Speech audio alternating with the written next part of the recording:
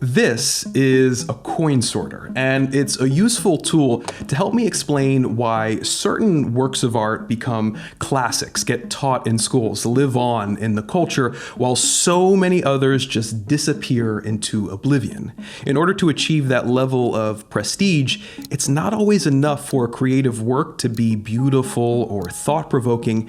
It also has to fit into one of a handful of accepted categories. Categories like painting, poetry, the novel, or the film. When a work of art drops into one of these channels, it enters a whole ecosystem of commercial, critical, and scholarly attention, institutions that can promote it, consecrate it, and preserve it. You can think of this whole coin sorter as that ecosystem. All the institutions that comprise it have for a very long time been organized to classify work in this way. And when something comes along that can't be classified, well, the ecosystem has a hard time assimilating or even seeing it, and left on the outside, its chances of long-term survival are slim. This is a predicament that unclassifiable artists have faced for centuries, and for centuries, so many of them have found solace and inspiration in the radical, visionary work of William Blake, the patron saint of unclassifiable artists.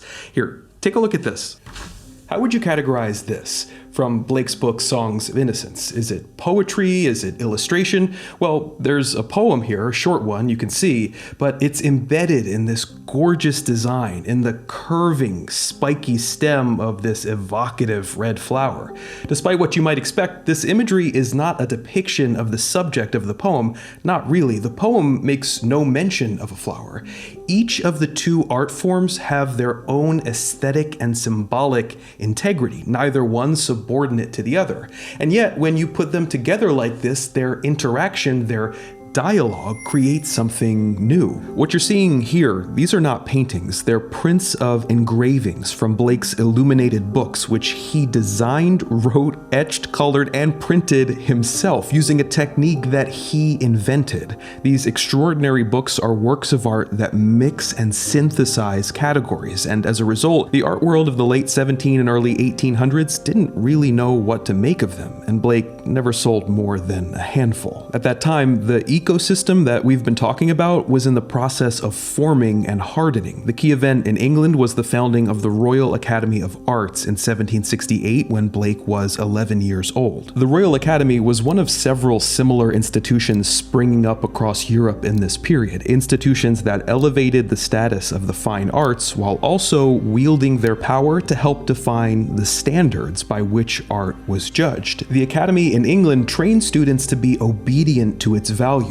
and rewarded that obedience at their annual exhibitions, where a good placement on the wall could make an artist's reputation and create a demand from private clients. In turn, these exhibitions, which were popular events, shaped the taste of collectors, patrons, and the public, dramatically expanding the commercial market for artworks. After apprenticing as an engraver, a 21-year-old Blake entered the Royal Academy as a student in 1779, but quickly found himself at odds with its teaching, especially the aesthetic philosophy of its first president, Sir Joshua Reynolds. Blake despised Reynolds' emphasis on generalizing and idealizing nature and hated his reverence for Venetian and Flemish-style oil painting with its soft tonal variations and blurred contours. Blake believed that art should come from within, from imaginative vision, and he preferred the strong lines and distinct forms of artists like Raphael and Dürer. Blake just didn't fit at the Academy. By refusing to work in oils, his paintings were classed as watercolors, considered a minor medium. He was primarily regarded as an engraver anyway, which the Academy treated as an even lesser art, but he didn't fit there either. As Eileen Ward points out, engravers were valued to the extent that they approximated the effects of the works they copied. Blake could do that, he earned a living doing that, but his creative focus was on his own original designs, and that was very uncommon. What's more, many of those designs incorporated the entirely different art form of poetry. There was simply no category that could contain him. His choice, Morris Eves writes, to work as a maker of words, maker of images, and crossbreeder of both amounted to a decision to live in incommensurable neighborhoods of meaning. He swam against the current of modern human understanding, whose bedrock is the principle of specialization.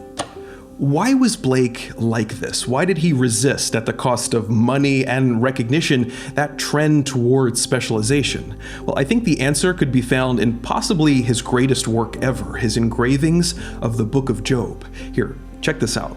So this series includes 22 engraved illustrations like this, based on earlier watercolors that Blake made for a patron. In the engravings, however, you can see that he added these ornate borders full of symbolic imagery and handwritten quotes from the Bible. His blending of text and image, his mixing of media, it's more than a stylistic choice.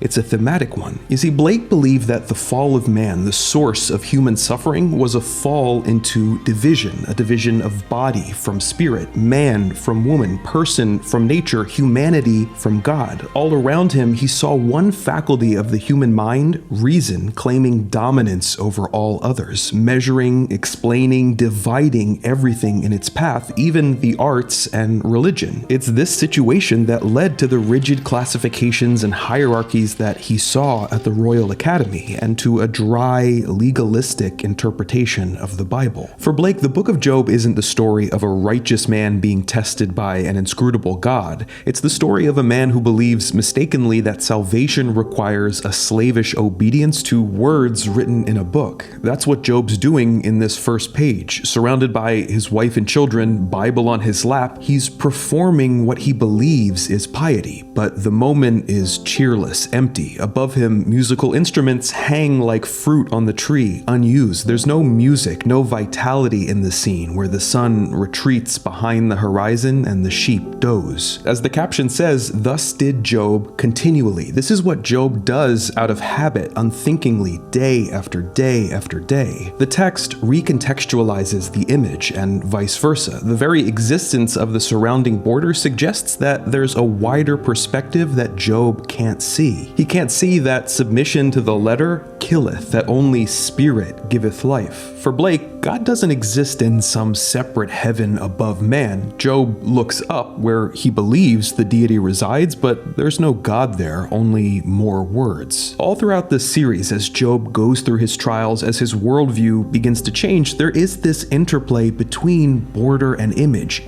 and text, inviting our creative participation to interpret Blake's meaning. Gradually, Job learns the folly of a religion based on law, tradition, received wisdom. By page 14, his experience of divinity is no longer mediated by a book. He and his wife and his friends apprehend creation directly, and the glory of creation, with God not at the top but at the center, expands past the border of the image and fills the whole sheet. On page 17, the book has been moved from the image proper into the lower margin. As the caption says, I have heard thee with the hearing of the ear, but now my eye seeth thee. And who does he see? It's Christ, the divine in human, entreating Job to see the divine in himself. Books are not discarded entirely here. They're just restored to their proper place in the balance. For Blake, words aren't evil in themselves, just as reason isn't evil. The danger comes when we try to understand reality through words alone, or reason alone, or any one fragment of the human soul. The danger is when we divide and sort ourselves. Blake's antidote to classification and division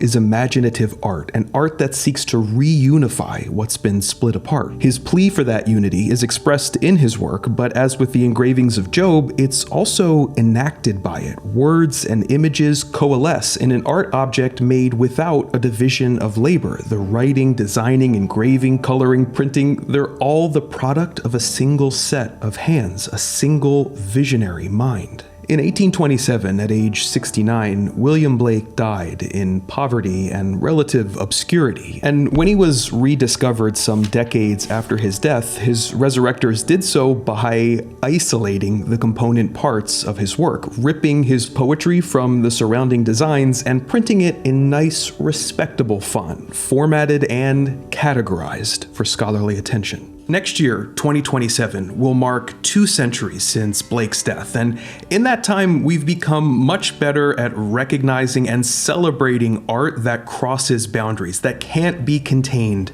by any one category. But the ecosystem will always need categories, and there will always be unclassifiable artists whose work is overlooked. If you happen to be one of those artists, you already know what there is to lose by being so radical. Let the visionary work of William Blake remind you of all there is to gain